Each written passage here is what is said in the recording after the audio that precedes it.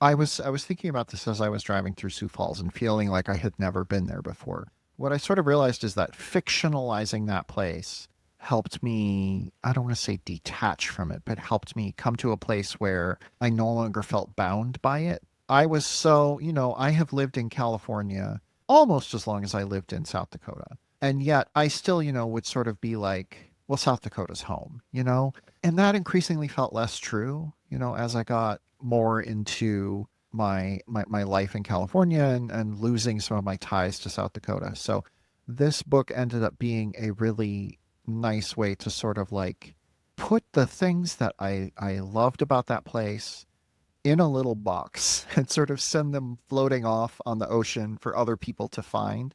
Certainly there's stuff in there that is darker, that is harder to bear, but I really didn't want to write a book full of like trans trauma, which is such a cliche at this point. But yeah, there are bad things happen to Erica and Abigail that are I couldn't avoid, but I also wanted to be like Abigail makes a best friend, who's you we get the sense when the book ends that these people are going to be friends for life. Like this is always going to be in and that happened to me. I had a friend of mine who knew I was a girl and she let me be a girl around her and she inducted me into her circle of girlfriends and it was the greatest thing that had ever happened to me. And so much of that is in the Abigail and Megan friendship without me even realizing it. The problem, of course, is that she was the Abigail, even though she was a cis girl, and I was the Megan. So I was the annoying, like sort of hyper political one.